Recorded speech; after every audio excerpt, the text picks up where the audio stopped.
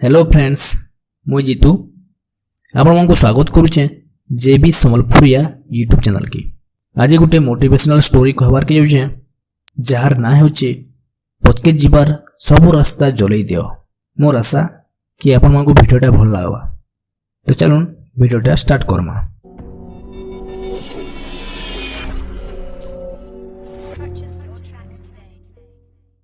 थोड़े गोटे देश के आ गोटे देश आक्रमण करदेला।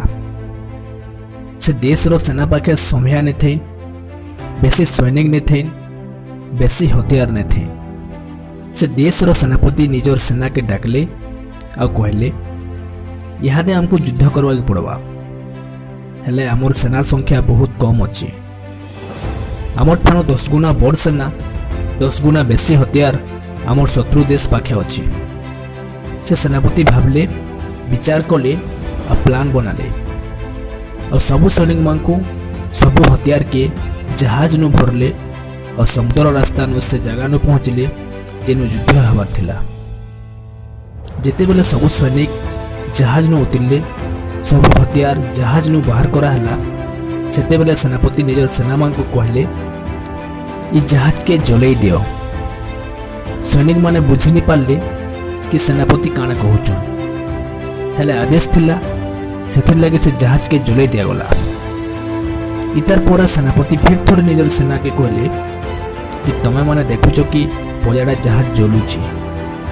इहादे आमर पाखे खाली गोटे रास्ता अछि, युद्ध करबार आ युद्ध में विजयी हेबार। पचके जीवार सब रास्ता जलई दिया गला। इहादे गोटे ही रास्ता रहला, गोटे ही ऑप्शन रहला, युद्ध करबा। तारपर युद्ध हला।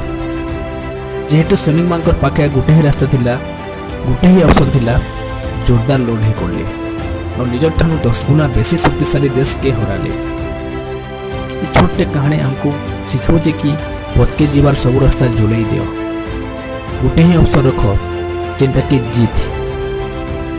जेते बेले तमे भाबी नबो कि तुमको इटा करबार अछि, तमे सेटा करी करी देखि देबो। दुनिया रे किछि भी असंभव नै से। जरूरत अच्छे तो खाली पैशन रो। जदि आपण मन को वीडियोटा भल लागला तो वीडियो के लाइक करबे और चैनल के सब्सक्राइब करबे।